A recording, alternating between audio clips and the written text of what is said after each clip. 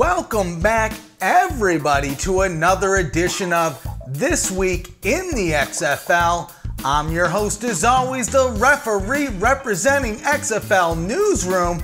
Ooh, the #1 source in XFL news. And we have a lot of great stories to talk about this week. But before we get started, we just wanted to remind you about two things. The first is we have a giveaway going on right now. You can win 2 tickets to any XFL game this season. Here's what you gotta do. Like, comment, subscribe, and click the link down in the description for the Discord. Join the chat and get up to at least a rookie status. It's about 50 or 60 messages in the chat. But the good news is you'll be hanging out with a bunch of other like-minded XFL fans just like you and, hey, me, to be honest here. And when will we announce the winner? Well, that's the second thing we wanted to talk about here. December 29th, 8 p.m. Eastern, we're going live for our This Year in the XFL special, going over the best of 2019, all the things in the XFL. We talked about the nominations last week, so click the link down in the description for the nominee poll there.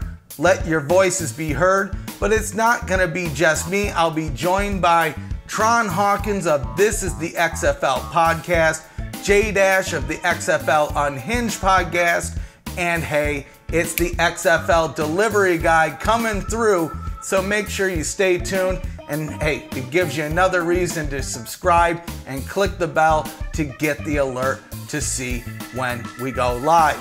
So like I mentioned, we have a few big stories to talk about this week. So the mini camps ramped up and we're already starting to see some moves. So the Los Angeles Wildcats have already made some initial cuts, some that may even surprise you. So the first one to be made public was Sean Oakman. Now that's a name that people were kind of hyped to see in the league.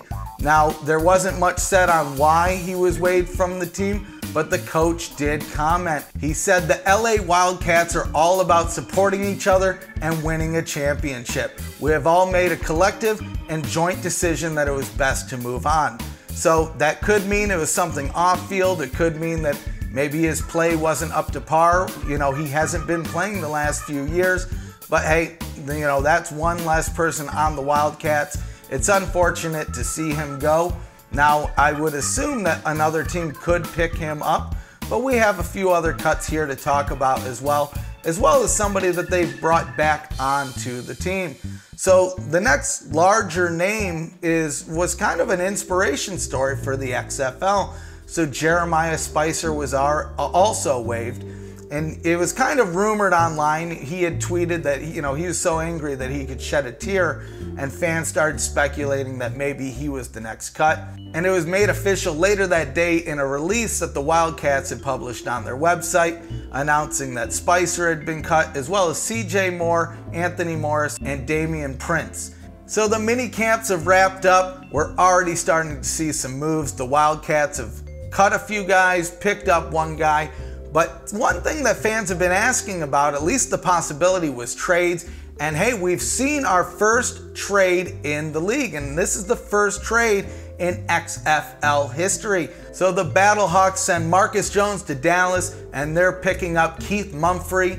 And you know, some fans are a little split on this. I think a lot of the Dallas fans were sad to see Mumphrey go to the Battlehawks, but we welcome all of your opinions.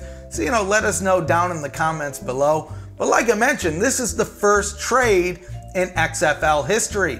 The mini camps just wrapped up. At least at the time of recording right now, we haven't seen the rule book. We're already seeing some action in the league. You know, initially the Battlehawks had posted it early Thursday. They had deleted the tweet only to retweet it later in the afternoon. During that time, there was some speculation on if or if not the trade had maybe failed or didn't go through or something of that nature. But like we mentioned, they ended up reposting it later in the afternoon and it was official. So like we mentioned, we want to know your comments. What do you feel about the trade? Are you a Battlehawks fan? Are you a Renegades fan? Do you feel happy, sad, in the middle, or are you just excited for February 8th to get here. We're only 50 days away, at least at the time that this video is coming out, from the time that XFL kicks off, and I couldn't be more excited. You know, I've said it in the past, this is the most fun time to be an XFL fan. We're getting to see the league build from the ground up. Like we mentioned, the rule book is not even announced yet. We just got the team names, identities, the jerseys, all sorts of things. And you know, these are some things that, you know, the league is going to be exciting next year, but these announcements won't be around, right? Everything will be set in stone. So jump on the bandwagon. We're having fun. We're getting excited. Like we said, 50 days until kickoff, and I couldn't be having more fun. So a little bit of scary news for the XFL came out earlier this week, or what maybe seemed to be some scary news. So the helmet provider Vicis announced that they were having some financial issues and that they may be delaying some of their helmet shipments. And so that led to speculation that, you know, maybe the XFL wouldn't receive the helmets they need for kickoff this February. The good news is Fox Business reached out to a league representative and they said it will not be an issue. They have 2 other providers. People are already using helmets in the mini camps. They'll be using them here in the training camps. So they are ready to go. So there's not going to be any issues there. It's sad to see Vicis having, you know, these financial issues. It's still not said if they're going to deliver the helmets at all, or if maybe they're going to depend on the other 2 providers. But hey, we'll keep you in the loop as we learn more. Like I mentioned though, the good news is it's not going to be any equipment problems for the XFL, because that's really the big thing that came out of this, at least for fans like us. I know folks over at Vicis probably think different. They want them to be doing a little bit better in that financial sector, but we had to report on it. And like we said, the good news is no delay, no problem, no issue for the XFL this February. So considering that you're following me here on YouTube, and I know there's a lot of people that follow me on Twitter and Facebook as well, and if you're not, you should check us out at XFL Newsroom.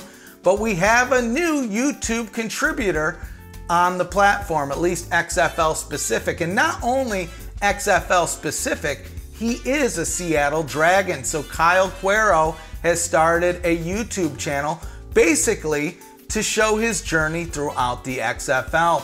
Earlier this week, he put out his first video talking about his journey into football, how he got into football as a small child, into the league, and kind of his journey all the way to the XFL. And he plans on putting out more videos in the future, just outlining that journey. And I think that's awesome. This is something we've talked about in the past.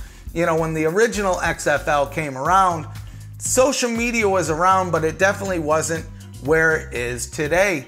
And so now that we're seeing even players just engaging in social media, engaging with the fans, giving us different ways to engage and digest content from the XFL, I'm excited, I'm happy. And so check out his channel. We'll have a link down in the description to his first video.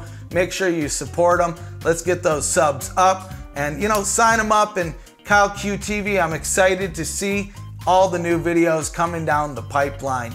So another story that a lot of fans have been asking about is, will the XFL have fantasy football? Well, we have some good news to report. Earlier this week, Oliver Luck, the commissioner of the league, held a Q&A via the Dallas Renegades social media channels. One of the questions was, will the league have fantasy football? Although he didn't go into all the details, he did say, yes, there will be weekly, season-long, and daily fantasy objectives for the league.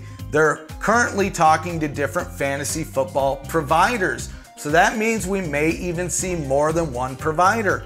We spoke about in the past that Vince McMahon has a minor ownership, a minor piece of DraftKings. So that is, you know, clearly one option. But I know a lot of fans were looking for that more traditional fantasy football, and it seems like we are going to get that. Again, no specifics on who, when we're going to get those announcements, but he did say for sure we will be getting fantasy football. So I know I'm going to be holding a fantasy league. I'm going to be in a couple leagues. So I know we always do a Discord league for all things fantasy football. So if you're not a part of the Discord, click the link down in the description for that Discord and sign you up and join the fun. So a couple weeks ago, the XFL revealed and subsequently started selling replica jerseys. Well, the day has come where you can get your authentic jersey. So we know a lot of the replica jerseys sold out.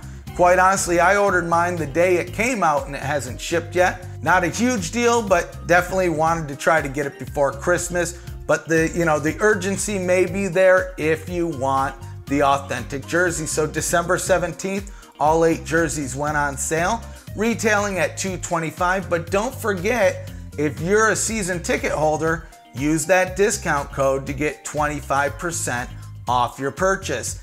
I haven't ordered mine yet, but I'm probably going to. I really love that Roughnecks jersey. I love the Guardians jersey, but heck, I'm not gonna rank them all here. We have a video, which we'll put a link up here that you can go check out, where I rank all 8 jerseys. But hey, are you gonna get an authentic jersey? Did you order a replica jersey? Has your replica jersey shipped? Let us know down in the comments below. We always love hearing from all y'all XFL fans. So last week on This Week in the XFL, we talked about a group of teams that had opened up the mini camps to fans and media.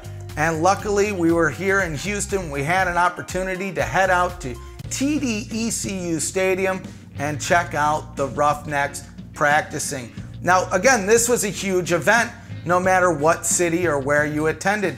This was the first time that you had the opportunity to see your team on the field in their jerseys.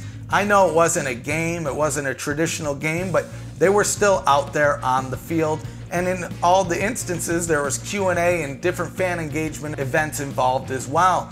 Here in Houston, we got so lucky, it was freezing earlier in the week. And again, that's freezing for Texas, so we're talking about 50, 55 degrees. But on Saturday during the mini camp, the sun came out. It was a beautiful about 79, 80 degrees. It was great. The weather couldn't be more perfect. And the great thing was, something that was awesome for me to see, was the league had red seat markers placed throughout the stadium for all the available seats. And as you'll see in our footage, there's not very many red seat markers left. Quite honestly, there's a lot more unavailable seats than available seats. Quite honestly, I even had to go and email somebody from the franchise just to make sure I wasn't making this up in my head. But this is very impressive by the team. And we spoke about this when the tickets first came out. They seem to be selling well league-wide. Now there's some places doing better than others, but something to keep in mind, some of these stadiums are bigger than others.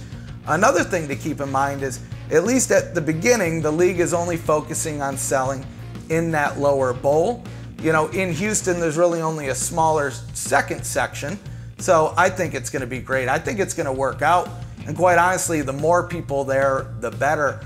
Another thing that was awesome, at least for me, is I had a chance to go check out my seats, the seats that I had ordered, and go sit in them and see what the field would look like.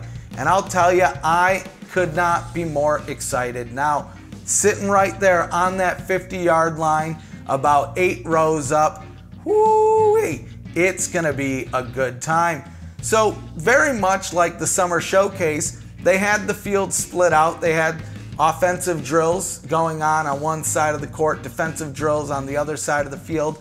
And in the center, we had both quarterbacks kind of sharing time, airing it out. And like I said, they were not scared to air out that ball. We had Connor Cook, PJ Walker, like I said, both kind of splitting reps out there, trying a couple things, doing short passes, long passes, running plays. And honestly, that got me really excited.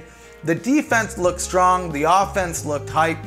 The coaches were amped. You could hear motivational speeches throughout the field. So from one end, you might have the quarterback coach kind of amping everybody up. I know the defensive coaches were really getting into it. And you know, like I mentioned, each one of these events had a Q&A event at them as well. So in Houston, we got to hear from Brian Michael Cooper, team president, Sam Schwartzstein. He's kind of figuring out the rules for the league, so that was really fun to kind of pick his brain on a few items there. The offensive coordinator, Chris Miller, and the defensive coordinator, Ted Cottrell. And then we had a couple players. We had Coney Ely, which I'm excited to see play out there. He looks like a beast. And running back, Andre Williams. And they spoke about, you know, all sorts of different things. You know, Cottrell came out, the defensive coordinator, and he begged the fans to ask about the new rules. You know, he even said, you know, there's things that he knows that the fans are going to get excited about. He knows that these are the rule changes. They're trying to keep them as a traditional football game, but give some excitement, make it a little bit fast-paced game. Things like that 25-second play clock. They even mentioned having only 1 foot in bounds for a reception, which is, you know, similar to college there. So those types of things, you know, when you look at the problems that you're having with the NFL, a lot of it is the refs. A lot of it is long games, things drawing it out. Why are the games long? Well, the refs having to look at penalties, different penalties that maybe you don't or do need. Well, one of those things that isn't going to, you know, sacrifice the health of a player is having that 1 limb in bounds for a reception. So it's not something that's going to hurt the players. It will make the game faster, less things to have reviews. They've also talked about the fact of maybe not even having challenge flags. So again, at the time of recording, the rule book has not officially been released. If it does come out by the end of Thursday night, I might tack that onto the end of the video. Otherwise, I might do one over the weekend, or, you know, we'll just kind of do a real deep dive, you know, rule episode next Friday. I know it's going to be a little slow, but remember, December 29th, next Sunday, not this Sunday, but next Sunday this year in the XFL Live, 8 p.m. Eastern, so check it out. But like I said, it was great to be at the Roughnecks minicamp. I'm excited to go see the Roughnecks training camp as well as the rest of the teams while we're here. We've heard that there may be some scrimmages that are open to the public.